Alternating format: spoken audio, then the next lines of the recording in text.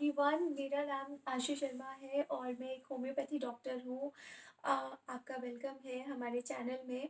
तो आज हम बात करेंगे बहुत इम्पोर्टेंट टॉपिक जिसका नाम है पीसीओडी। पीसीओडी क्या होता है कि ये बहुत कॉमन देखने को मिलता है आजकल फीमेल्स में और यंग गर्ल्स में। बहुत ज़्यादा कॉमन है। उसका जो फुल फॉर्म होता है पॉलीसिस्टिक ओवेरियन डिजीज़। उसमें क्या होता है कि जो एग बनता है every month egg ovary release करती है जो इमेच्योर हो जाते हैं पीसीओडी डिजीज में। इमेच्योर होकर उनमें पानी भर जाता है जो कि सिस्ट की फॉर्म ले लेता है।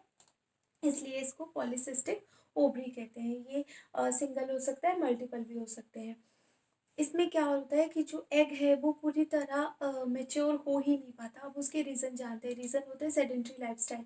अगर आप कोई जैसे बैठे रहने का काम कर रही है या कोई आपका ऑफिस वर्क है जिसमें आपका वर्कआउट नहीं है, एक्सरसाइज नहीं है, योगा नहीं है, तो ये पहले ये डिज़ीज़ इतना कॉमन नहीं हुआ करता था क्योंकि लोग बहुत काम करते थे। अब सबकी लाइफ जो है वो सिटिंग जॉब है या फिर काम का जो फिज़िकल वर्क है वो कम होता है, तो इस वजह से भी ये होता है। दूसरी चीज़ है इसमें डाइट का बहुत बड़ा रोल रहता है। जो आजकल फ़ास्ट फूड है, जितना भी आउटसाइड मील होता है, स्ट्रीट मील होता है, वो पीसीओडी कॉज़ करता है क्योंकि एंड्रोजन हार्मोन्स इसमें बढ़ जाते हैं। टेस्टोस्टेरोन इसमें बेसिकली फीमेल का इंक्रीज़ हो जाता है। टेस्टोस्टेरोन फीमेल में बहुत कम क्वांटिटी में पाया जाता है, लेकिन जो मेल हार्मोन है वो फीमेल में डेवलप होने लग जाता है। डेवलपमेंट ऑफ एंड्रोजन की वजह से जो है वो एस्ट्रोजन प्रोजेस्टेरॉन जो थे वो कम हो जाते हैं और एंड्रोजन टेस्टोस्टेरॉन बढ़ जाता है, जिस वजह से जो ओवरीज है वो बिग हो जाती हैं। उनमें पानी भर जाता है। पानी के बुलबुलों को ही हम सिस्ट कहते हैं, है ना। तो हार्मोन इम्बैलेंस इसका सबसे बड़ा कारण है। अब हम बात करते हैं कि सिम्टम्स क्या हैं। सिम्टम में रहेगा इरेगुलर मेंस्ट्रुएशन रहेगा और आपकी हार्मोन्स जो है उसकी वजह से जो मेल हार्मोन इंक्रीज होता है तो बियर्ड देखने को मिलती है, अनवांटेड हेयर जैसे फेस पे अनचाहे बाल आना, बियर्ड ग्रो हो जाती है फीमेल में। तो ये पीसीओडी का एक सिम्टम है। नेवल बटन पे बाल आना, चेस्ट एरिया पे बाल आना, निपल एरिया पे बाल आना, ये इसका जो है वो सिम्टम्स होते हैं।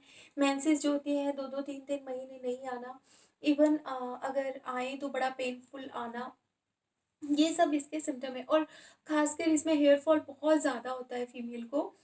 और डायबिटीज़ होने का भी खतरा बढ़ जाता है जिसमें शुगर हो जाती है फीमेल को, क्योंकि इंसुलिन के ऊपर भी ये अफेक्ट करता है। मतलब जिन लोगों को भी पीसीओडी है उनको रिस्क ऑफ डायबिटीज़ रहता है। अब ये हो गए सारे सिम्टम्स। अब आते हैं इसके ट्रीटमेंट के ऊपर। तो ट्रीटमेंट बहुत ही अच्छा है इसमें। सबसे पहले आप योग कीजिए, प्राणायाम कीजिए, ये इससे भी बहुत फ़र्क पड़ेगा। फिजिकल एक्टिविटी आपकी बढ़ जाती है। होम्योपैथी में इतनी अच्छी दवाई हैं जिनका जो कोर्स है वो 6 महीने से साल के बीच बीच में आपको करना चाहिए और ये परमानेंट क्योर है। इससे आपके फीमेल वाले हॉर्मोन्स जो होते हैं वो नॉर्मल हो जाएंगे। अब क्या है कि जो नेक्स्ट स्टेप में हम कहेंगे कि एक्सरसाइज करनी है आपको। चाहे आप जिम कीजिए, चाहे आप योग कीजिए, लेकिन आपको ये करना है। जो उसके बाद वाली डाइट है, हम एक डाइट चार्ट भी प्रोवाइड करते हैं पेशेंट को विद मेडिसिन। जो आपको वो फॉलो करना होता है 7 डेज के लिए। अलग अलग दिन की अलग अलग डाइट होती है।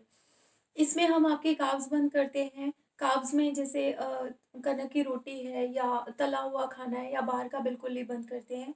आपको इसमें वेजिटेबल जूसेस रहते हैं, सैलेड रहती हैं, फ्रूट्स रहते हैं, बहुत सारा पानी रहता है और 7 to 8 आवर्स की स्लीप रहेगी। और योग कीजिए और एक्सरसाइज कीजिए। जितने भी घर के काम हैं वो बैठ के कीजिए।